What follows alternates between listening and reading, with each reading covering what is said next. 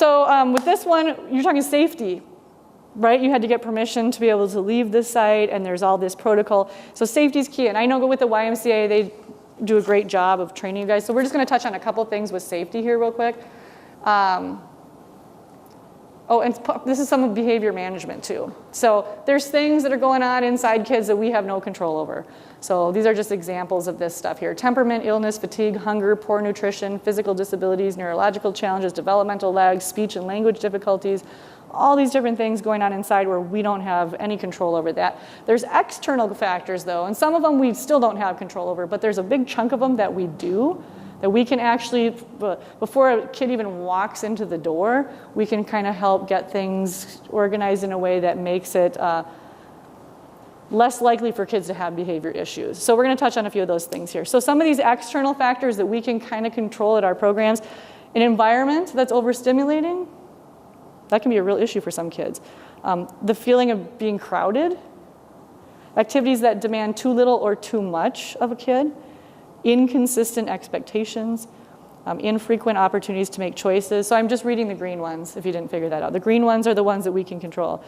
Being encouraged or rewarded for aggression. And then sometimes we have control over this, sometimes we don't. Frequent changes in caregivers or routines, the caregiver thing. There's a lot of turnover in the after-school realm and daycare centers and things like that. And that can be hard on kids and make them act out. But we want to help establish positive behaviors so that everybody's having a good time and we're less likely to have to deal with any discipline stuff. So we want to establish a welcoming environment.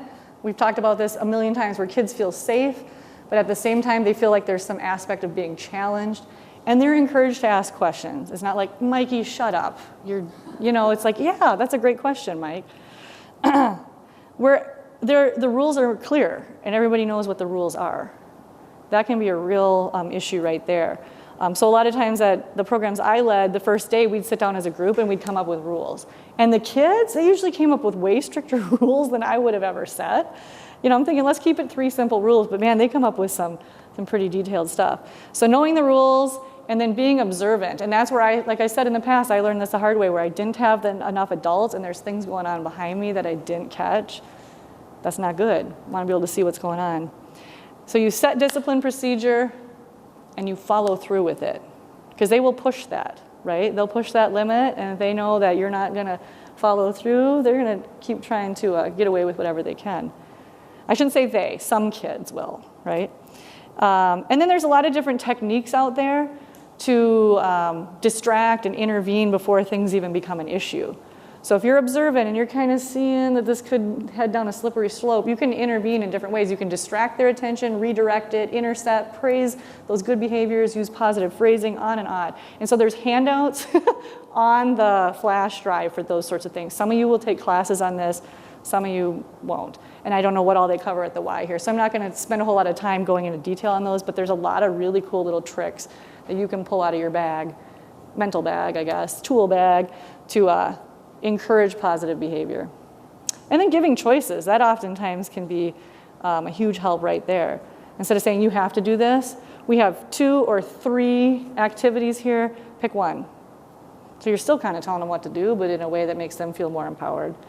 And then like we said with the rulemaking, when it's possible, let the kids have some say. Let them help set the rules. Let them help maybe brainstorm some of the activities they'd like to do this year, or some of the field trips they'd like to take. That really can help with that attitude. Okay, we have a couple scenarios, but we're going to do this a little bit differently. I'm just going to read them out loud, and then you guys give me some ideas. So these are all safety related, because you brought up safety. We want to make sure that that is number one. Okay, it's one sunny day, and Mike, the school-age childcare leader, is taking a group of 2nd graders, these are 8-year-olds, out in a meadow at a nearby city park to look for butterflies.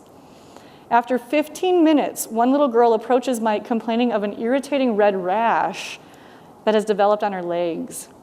After looking around the site, Mike realizes that the little girl has walked through a patch of stinging nettle. What could Mike have done to prevent this? What other things should Mike have done at the beginning of this activity to ensure safety of the participants? Check out the nettle beforehand. Yeah. Check out if you're going to be taking a walk, if you're going to be taking a field trip, get out there and check it out ahead of time. Definitely. So also then talking to the group before you leave the site about what those potential dangers might be. We might be encountering nettles or poison ivy. Here's what it looks like. Here's what we do if we do see it or we rub up against it, so that they're equipped with the knowledge and information to handle that situation. Like at Whitewater, we have rattlesnakes. We have cliffs that you could die if you fell off of. So we need to have those conversations with the kids before we get out on the trails. And then also possibility here of talking with the parents. So informing them how the kids need to be dressed. Maybe you're sending a letter home that for this field trip there could be poison ivy or nettles, so please make sure your kids are wearing long pants, a good shoe that has a nice tread on it ideally, so they're not going to be slipping. Sunscreen is mentioned since they're out in the open meadow, and reminding parents. So, okay. Next scenario. Alexa, the YMCA camp counselor, is enthusiastically leading a shoreline fishing activity at a pond. In her group of 12 kids, there's a young boy who has never fished before and is eager to catch a fish. Alexa is the only staff person working with the group, and she rushes to get everyone equipped and going. Within a few minutes, the boy has broken the fishing pole and hooked himself in the finger. What could have been done differently? Right. Yeah.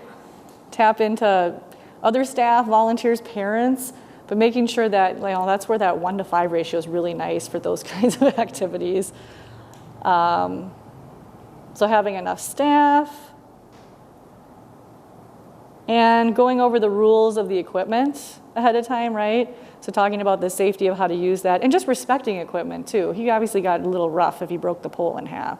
So, and maybe having to demonstrate how we properly cast, how we hold our hook, all that good stuff. Okay, Kate, the 4-H club leader, is leading a fossil field trip for a group of 8th graders. So these are 13-year-olds.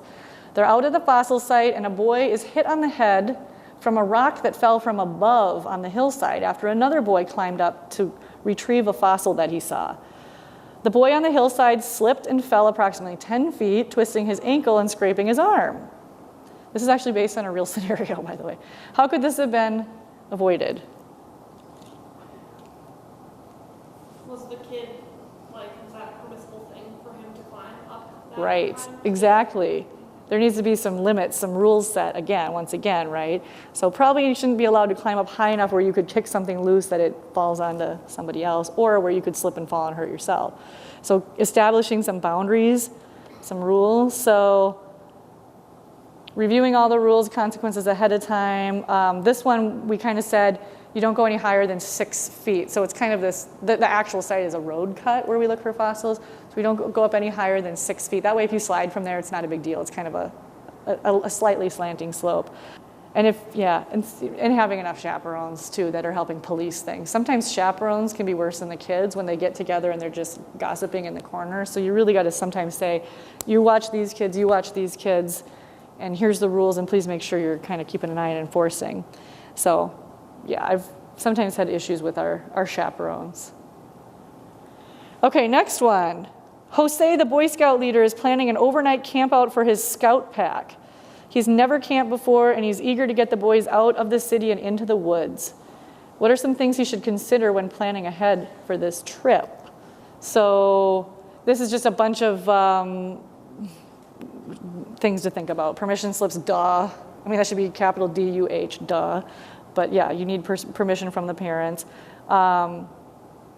Reserving a campsite, depending on where you're going camping, that's a whole learning experience there. How do you even reserve a campsite? So a lot of stuff you'd have to plan sometimes way in advance. To camp at a state park at Whitewater on a weekend, you almost have to plan a year in advance to get in on a weekend. So you got to start planning things way out. Having enough of those adult helpers, like you were saying, buddy system and then some. Like you said, go camping on your own to that site before you go out with the kids. So not only getting familiar with the site, but how to set up a tent and all that if you've actually never camped before yourself. How are you going to start the fire and cook the food if you've never done any of that? And then when you're on the site, conducting a site safety check too, looking at what the potential dangers and hazards are.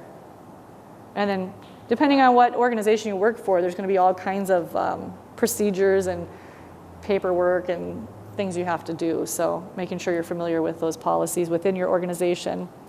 And then making sure there's somebody with who's first aid and CPR certified. And you're talking emergencies like just within a walk off your site, but that's always a smart thing to have. And I don't know what their requirements are for you guys working with the Y. All sites have to be first aid. Nice.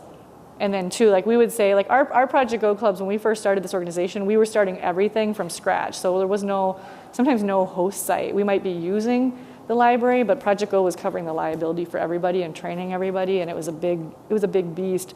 But our procedure was, yeah, we had the emergency contact list for every single child, so we could call mom from the cell phone if something happened right there, plus 911, right? Okay, Mohammed is a summer program leader for his local city park and rec department. He's leading a gardening activity for high school youth at a city park. During the activity, he overhears a couple of teens using foul language and throwing rocks into a mowed area. What might he do to address these behaviors and engage these children? Attitude, you can also model it yourself, and then getting them involved in the actual activity. What did they say they were doing again? Exactly, keeping them busy. Yeah, and I had some people flip that before and say, well, it's like you're rewarding the kid for being naughty. Now he gets to take a leadership role. But sometimes redirecting, I would say it's redirecting their focus instead of rewarding the bad behavior. But so reminding them of the rules, but then also reminding them of the mission too, or the philosophy of the organization. Redirecting their attention to having them take on different tasks. Giving them a leadership role. So those are all things we just covered. Okay, last one. Kao is a volunteer at his local library where he leads youth programs. He's planning a field trip to a refuge nearby where the kids will learn about bird watching. Many children and parents have expressed fears of wood ticks and Lyme's disease. There is also hesitation about the children going on a trip that is outside of the immediate community neighborhood. What are some things that Kao might do to ease the concerns of both the children and the parents?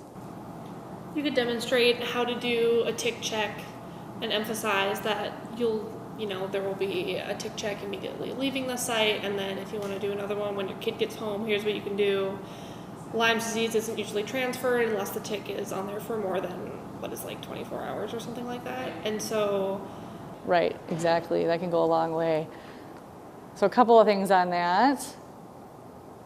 Maybe it has to be in another language, depending on the community, right? So if there's a way to get information translated, or I think this also talks about having a session, an informational session. Yeah, you could invite a representative from that refuge. So in this scenario, I'm envisioning like the National Wildlife Refuge over by the airport by Bloomington. They have a big refuge there. They have staff. Maybe you could have the staff come out and do a informational session before the field trip, a week before or something, where parents can do a Q&A, and they can go over the tick check, and they can maybe at that have a community representative who can translate for families that have the language barrier. So I should add that in here, because what I actually have a different handout that is in here for ticks, and then one for potential poisonous plants that you could come across in Minnesota that you can pass along to families too, but that would be nice to have those cards. So your sites all have site safety policies, so just getting familiar with those, I'm sure they go through that with whatever trainings you have to do, but keeping that in mind, you're going to have specific procedures you have to follow for different situations. And if we didn't have a whole bunch of Y staff in here today, we'd actually pull out an example YMCA. I have the Rochester YMCA site safety policy, and I mean it's thorough. It covers every possible situation you can imagine, and so we kind of go through and look at some of the different things in there. You guys, I'm assuming, know your site safety policies. If not, go back and ask to see a copy of it. Couple things, and these are some of these are lessons learned. The roll call and attendance. So kind of like you guys talking about site safety and leaving the site. This is something I learned the hard way. You want to do your roll call and your attendance, obviously, when kids arrive. But when you go on field trips, you have to do it multiple times, right, to make sure you didn't lose anybody. And that's camps. A lot of times they do buddy system, where you make sure you have your buddy. Everybody's got their buddy, right? I did leave a kid behind once. He didn't even realize he was left behind. He was looking at frogs, and luckily the ranger from the Fish and Wildlife Service was still there. So he calls me. We're like 6 miles down the road. He's like, I think you left one of your kids. And he met us. He drove up and met us. But his mom luckily thought that was funny, because I was like, oh my gosh. So you really want to make sure you do that roll call and check everybody off before you leave sites. Free time can be chaos when it's just downtime with nothing, no choices given. And for after-school program, sometimes programs are held at schools, sometimes they're held in churches or libraries, so being respectful of the other people working at those sites. So some tips for maintaining order during that downtime. Maybe it's the last 10 minutes and you're waiting for parents to show up to pick up kids, but a couple ideas here. First of all, reminding kids we need to be respectful of the other people out there, but then, identifying, establishing those rules at the beginning of the year that kind of set the boundaries, reminding them of the rules, and then having a variety of choices. So I learned these things the hard way, because that's one of my volunteers getting attacked by the kids, and they're just throwing leaves, luckily, but he was like getting annoyed because they wouldn't stop. And so free time can really easily snowball into something more. So usually what I would do is I'd have an area where we'd have puzzles, we'd maybe have some arts and crafts stuff sitting out, and then we'd have like a game like kickball or something going on. You can make those more nature related if you want to, but free time, it's really nice to just have a few choices that keep them engaged so it doesn't get crazy. Walking to and from sites. When we're outside exploring, we're gonna be moving around. We're probably gonna be leaving the site. So some tips for that, safety rules, again. Some of our safety rules, I think they're coming up here. We had line leaders. We always had line leaders. So we either had a volunteer in the front and back or one of the older kids, which they got a kick out of being the line leader. Like, I'm a line leader today. That just meant that nobody goes past them at the front. They have to stay behind the line leader. And the line leader stops at every street corner and waits until the adult is up there to walk across and lead the group across. So it was kind of a fun thing for those older kids to be the line leader. And then you have the guy, the caboose in the back that kind of hangs out with those slower moving kids in the back. And once again, utilizing volunteers, because those volunteers want to click together and talk about grown-up stuff. You could be up front with that half, you be in the middle here, you go to the back, and making sure that they're watching what's going on, they're being observant. Kids got to stay with the group when you're walking off site. And this can be in a community or a neighborhood-based program. This can be a challenge because that's my Uncle Joe's apartment. Can't I just run over there and say hi? He's sitting on the step. No, you're at our program. Your parents know you're at our program. You need to stay with our program. That was an issue that came up a lot where kids wanted to run off over to their friend's house or whatever, over here, over there. No, we're here at Project Go right now. You need to stay with our group. So that's part of the rules and just reminding them of that. We don't want to trespass either when we're out doing scavenger hunts. Like let's say we are looking for leaves or rocks. We don't want to be going into other people's yards to pull things. And kids don't think of that. They don't even know what trespassing means. So having a conversation about that and how it has to be right along the sidewalk here. And then dogs. I did have a situation where a kid got bit by a dog at our program. Luckily, it was like his uncle's dog. It was a relative's dog, but I'm like, that could have been totally horrible. And it wasn't horrible. I don't think he even really bled or anything, but I was like, man, that could have been bad. So we don't, even if it's somebody if it's during the program, we're gonna stay with the group, and we're not running off, we're not petting dogs or picking up cats or whatever. I had a kid get bit by a mouse once too. And that mom thought it was funny. So I'm like, oh my gosh, I've been really lucky. So the mandated reporting, are you guys all familiar with this? So basically, because you guys are youth workers working with kids, if you suspect neglect, abuse, you need to let your site supervisors know right away. And I don't know where that line draws where you have to be the one to make the 911 or the call to the child services. And I had an incident once too. And it was, we were working with a migrant council in the Plainview community. And so actually the woman who saw it told me, and I'm like, well, you need to report it because it was her migrant council program.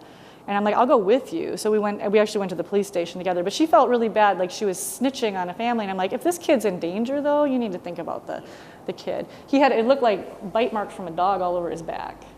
And he was just out playing, like, ooh, we were playing some game, and his shirt was off, but it's like, that did not look like, but she felt bad, like, what if it's not? Well, you don't know, right? So we won't put a whole lot of time into this, but the mandated reporting stuff is all on the flash drive too, and it goes over some of those things to look for that might give you like, something's not right here. So there's a number of things they say keep an eye out for, and some of these you would never know unless you see them every single day. Teachers are more likely maybe to see some of this, so we're not going to read all of that. Okay, a couple more lessons learned here. Doing the roll call before you leave sites. Planning ahead, that's a big thing. Planning ahead, what might go wrong, how would I handle it if it did? But it's the same plants you can find in Minnesota, plants that cause skin irritations, example of the YMCA site safety policy from Rochester. And then a few different templates, and those are more if you end up at a site that's never done much for outdoor programming, there's some templated forms that you could replicate at another site. So, oh my God, all kinds of stuff. Do you guys know what YIPA is? Youth Intervention Program Association. Yeah, and they're kind of headquartered right in Minneapolis, aren't they? They're. Oh, I was really impressed there. They have all kinds of cool trainings, webinars. If you go on their website, a lot of stuff about working with kids and creating safe environments. So if that's from child abuse or bullying or whatever, it's all kinds of different dimensions of that safety. Cool stuff on there. And you have to be a member to get some of them, but some of it you can actually watch for free without having to be a member. Members have to pay a fee to become a member. So all kinds of cool stuff out there at your fingertips once again. So we're going to wrap that up. We're actually going to get ready to head outside now. I know I said that a while ago. I promise right now we're going to.